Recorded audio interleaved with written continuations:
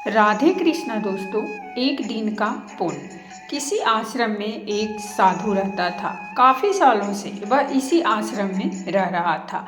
अब वह काफ़ी वृद्ध हो चला था और वह मृत्यु के निकट महसूस कर रहा था, लेकिन संतुष्ट था कि 30 साल से उसने प्रभु का सिमरन किया है।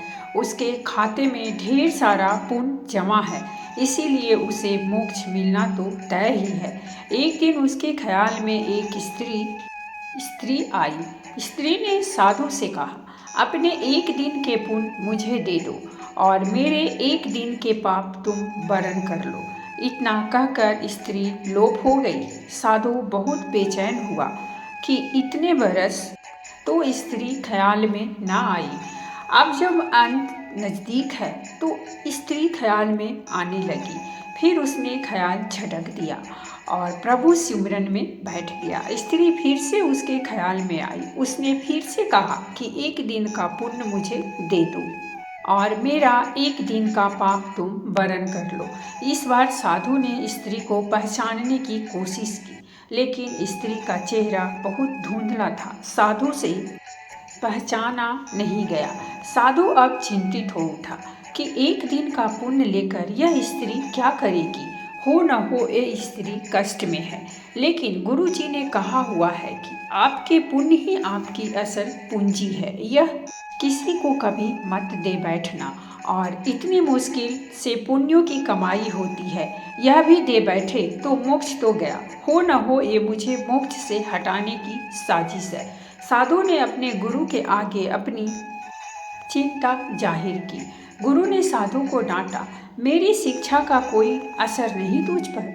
पुण्य किसी को नहीं देने होते, यही आपकी असली कमाई है। साधु ने गुरु जी को सत्य वचन कहा और फिर से प्रभु सुमिरन में बैठ गया। स्त्री फिर से ख्याल में आ गई। बोली, तुम्हारा गुरु अपूर्ण है, इसे ज्ञान ही नहीं है। तुम तो आसक्ति छोड़ने का दम भरते हो। बीवी बच्चे दिन दुनिया छोड़कर तुम इस अभिमान में हो कि तुमने आसक्ति छोड़ दी है। तुमने और तुम्हारे गुरु ने तो आसक्ति को और जोर से पकड़ लिया है। किसी जरूरतमंद की मदद का चरित्र नहीं रहा तुम्हारा तो। साधु बहुत परेशान हो गया। वह फिर से गुरु के पास गया, स्त्री की बात बताई। गुरु ने फिर से साधु को डांटा। गुरु पर संदेह करवाकर वह तुम्हें पाप में ढकेल रही है। जरूर कोई बुरी आत्मा तुम्हारे पीछे पड़ गई है। साधु अब कहाँ जाए। वह वापिस लौट आया और फिर से प्रभु सुमिरन में बैठ गया। स्त्री फिर ख्याल में आई। उसने फिर कहा, इतने साल तक अध्यात्म में रहकर तुम गुलाम भी बन गए हो। इतने साल के अध्ययन में तुम्हारा स्वतंत्र मर्द तक नहीं बन पाया। गुरु के सीमित ज्ञान में उलझकर रह गए हो। मैं अब फिर कह रही हूँ, मुझे एक दिन का पुण्य दे दो और मेरा एक दिन का पाप वरण कर लो। मुझे किसी को मोक्ष दिलवाना है, यही प्रभु इच्छा है। साधु को अपनी अल्पज्ञता पर बहुत ग्लानि हुई। संत मत कहता है कि पुण्य किसी को मत दो, और धर्म कहता है जरूरतमंद की मदद करो। यहाँ तो फंस गया। गुरु भी कोई राह नहीं दे रहे, लेकिन स्त्री मोक्ष किसको दिलवाना चाहती है।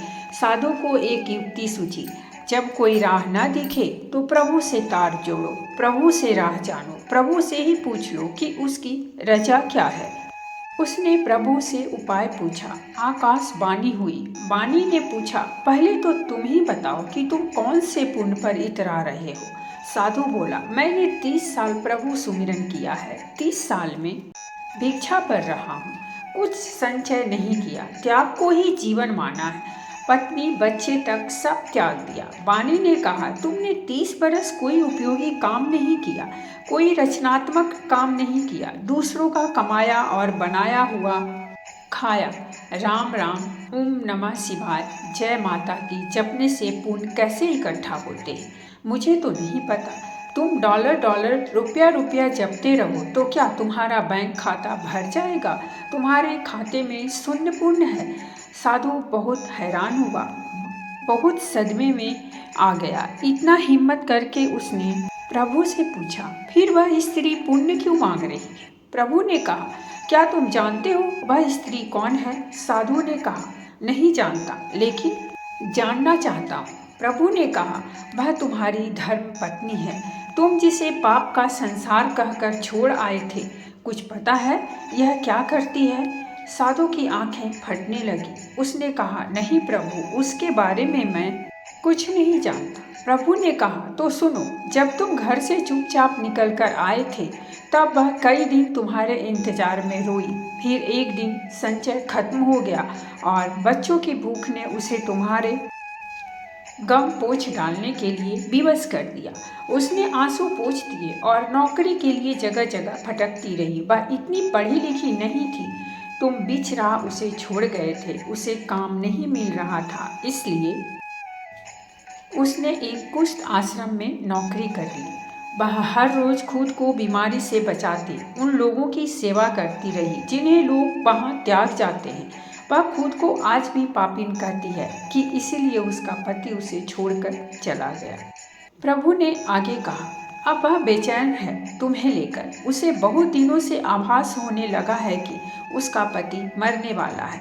वह यही चाहती है कि उसके पति को मोक्ष मिले, जिसके लिए वह घर से गया है। उसने बारंबार प्रभु को अर्जी लगाई है कि प्रभु, मुझ पापिन की जिंदगी काम आ जाए तो ले लो, उन्हें मोक्ष जरूर देना। मैंने कहा उसे कि अपना एक दिन उसे दे दो। कहती है, मेरे खाते में पुण्य कहाँ, होते तो मैं एक पल ना लगाती, सारे पुण्य उन्हें दे देती। वह सुमिरन नहीं करती। वह भी यही समझती है कि सुमिरन से ही पुण्य मिलते हैं। मैंने उसे नहीं बताया कि तुम्हारे पास अथाह पुण्य जमा है, पुण्य सुमिरन से नहीं आता। मैंने उससे कहा कि एक साधु है, उससे एक दिन की पुण्य मांग लो, अपने एक दिन के पाप को देकर। उसने सवाल किया, ऐसा कौन होगा जो पाप लेकर पुण्य देगा? मैंने उसे आश्वस्त किया कि साधु लोग ऐसे ही होते हैं। वह औरत अपने पुण्य तुम्हें दे रही थी और तुम न जाने कौन से हिसाब किताब में पड़ गए। तुम तो साधु भी ठीक से नहीं बन पाए। तुमने कभी नहीं सोचा कि पत्नी और बच्चे कैसे होंगे, लेकिन पत्नी आज भी बेचैन है कि तुम लक्ष्य को प्राप्त करो। तुम्हारी पत्नी को कुष्ठ रोग है, वह खुद मृत्यु शैया पर है, लेकिन तुम्हारे लिए मोक्ष चाह रही है। तुम सिर्फ अपने मोक्ष के लिए 30 बरस से हिसाब किताब में पड़े हो। साधु के बदन पर पसीने की बूंदें बहने लगी, सांस तेज होने लगी। साधु हड़बड़ा कर उठ बैठा। उसके माथे पर पसीना बह रहा था। उसने बाहर झांक कर देखा, सुबह होने को थी। उसने जल्दी से अपना झोला बांधा और गुरुजी के सामने जा खड़ा हुआ। गुरुजी ने पूछा, आज इतनी जल्दी भिक्षा पर? साधु बोला, घर जा रहा हूँ। गुरुजी बोले, अब घर क्या करने जा रहे हो? साधु बोला, धर्म सीखने। धर्म केवल वह नहीं है जो मंदिरों की घंटी बजाएं, घंटों पूजा करें, मस्जिदों में जाकर नमाज पढ़ें, गिरजाघरों में जाकर प्रार्थना करें, गुरु ग्रंथ साहब का पाठ करें। ये सब तो धर्म से जोड़ने व सीखने के केंद्र हैं। असली धर्म तो वह है, किसी भूखे को भोजन कराओ, किसी अंधे को सड़क पार करवाओ, किसी जरूरतमंद की सहायता करें, किसी बीमार असहाय का इलाज कराएं, किसी छात्र को पढ़ने में सहायता करें। यही असली धर्म है, यही असली पुण्य है। पूजा पाठ दिखावा करने से आपके पुण्य नहीं बढ़ेंगे। किसी की सच्ची मदद करेंगे तभी आपके वास्तविक पुण्य का खाता बढ़ेगा। तो दोस्तों, अगर आपको ये कहानी पसंद आई हो तो इस वीडियो को लाइक करें, चैनल को सब्सक्राइब जरूर करें। धन्यवाद।